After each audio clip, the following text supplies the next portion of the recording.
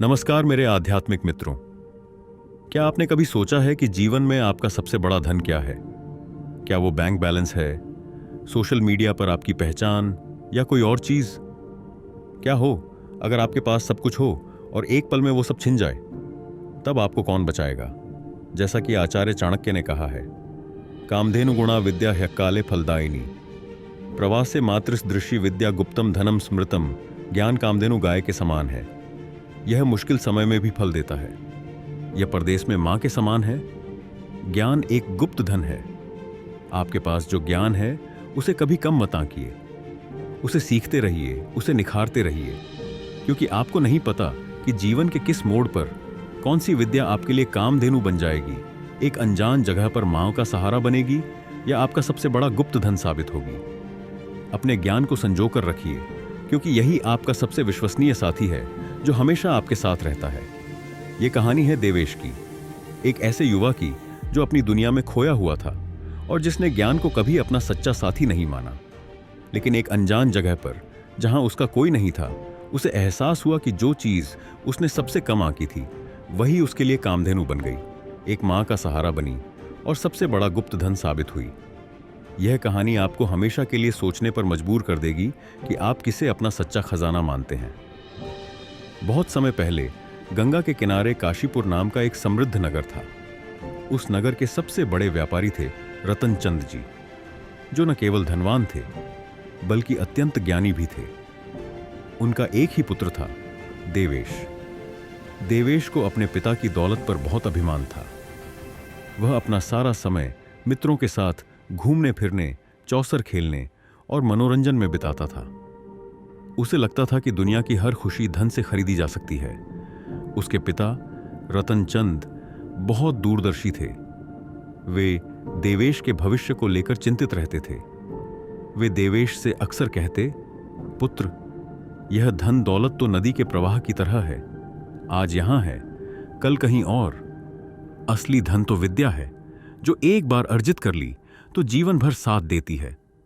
तुम कुछ समय निकालकर शास्त्र, भाषाएं, आयुर्वेद और भूगोल का ज्ञान प्राप्त करो। देवेश हंसकर कहता, पिताजी, जब हमारे पास इतना धन है कि हमारी 7 पीढ़ियां बैठकर खा सकती हैं, तो मुझे यह सब सीखने की क्या आवश्यकता है? हम तो ज्ञानियों को भी अपने यहां नौकरी पर रख सकते हैं। रतनचंद जी गहरी सांस लेकर कहते, पुत्र, तुम अभी नहीं समझोगे, पर याद रखना, विद्या एक छिपा हुआ खजाना है। पर देवेश उनकी बातों को अनसुना कर देता। जब देवेश 20 वर्ष का हुआ तो रतनचंद जी ने सोचा कि अब इसे व्यापार की जिम्मेदारी सौंपनी चाहिए। शायद इसी से उसमें गंभीरता आए। उन्होंने एक बहुत बड़ा कारवां तैयार किया, जिसमें मलमल का रेशम, केरल के मसाले और सूरत के रत्न भरे थे। उसे पारस देश, पर्शिया के एक बंदरगाह पर ले जाकर बेचने का काम देवेश को सौंपा गया। उन्होंने देवेश को सोने की मोहरों से भरी कई थैलियां भी दी।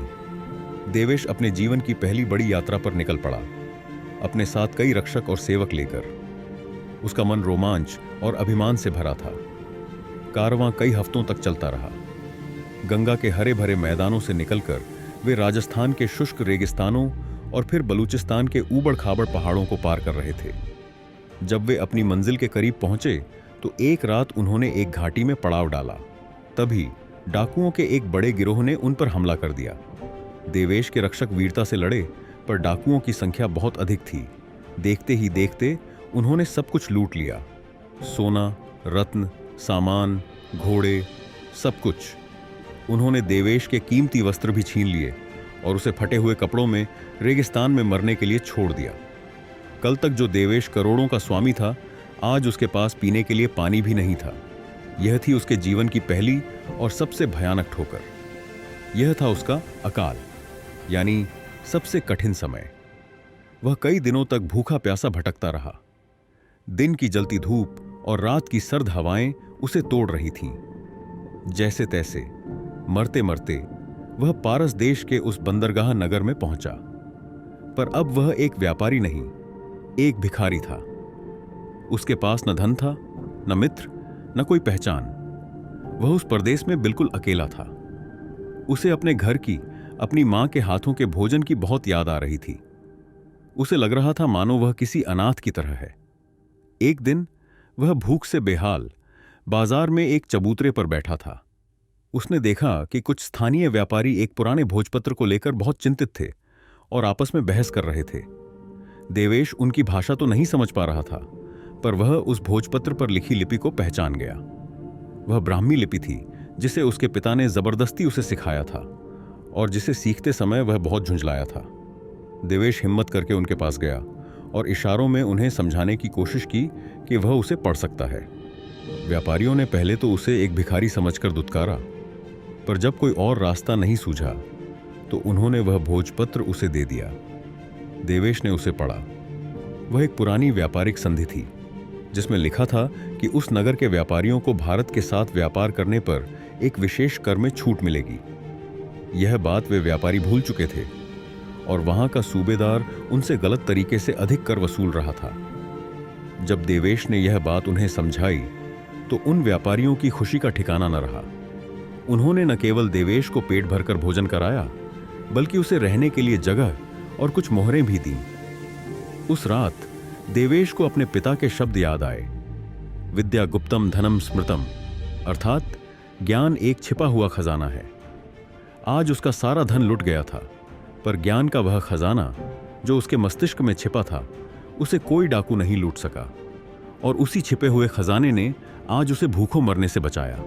धीरे धीरे देवेश की बुद्धिमानी की चर्चा उस नगर में होने लगी।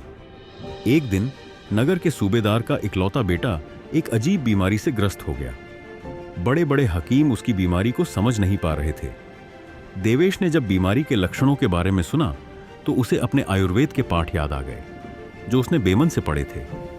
उसने कुछ दुर्लभ जड़ी बूटियों की पहचान की जो उस रेगिस्तानी इलाके में उगती थीं। उसने सूबेदार से मिलने की अनुमति मांगी। अपनी आखिरी उम्मीद के तौर पर सूबेदार ने उसे अपने बेटे का उपचार करने की आज्ञा दे दी।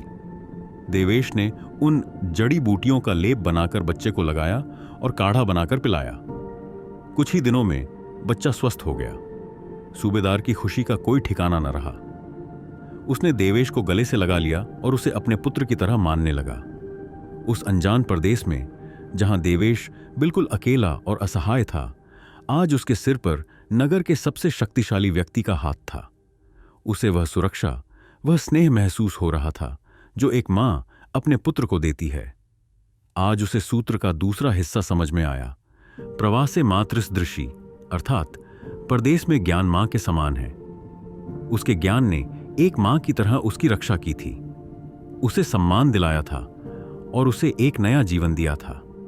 सूबेदार ने देवेश को अपने दरबार में एक सलाहकार का पद दे दिया। देवेश ने अपने भूगोल के ज्ञान का उपयोग करके भारत और पारस के बीच व्यापार के लिए एक नया, सुरक्षित और छोटा समुद्री मार्ग खोज निकाला। इस मार्ग से व्यापार कई गुना बढ़ गया और वह नगर पहले से भी अधिक समृद्ध हो गया। सूबेदार ने देवेश को उसके मुनाफे का एक बहुत बड़ा हिस्सा दिया।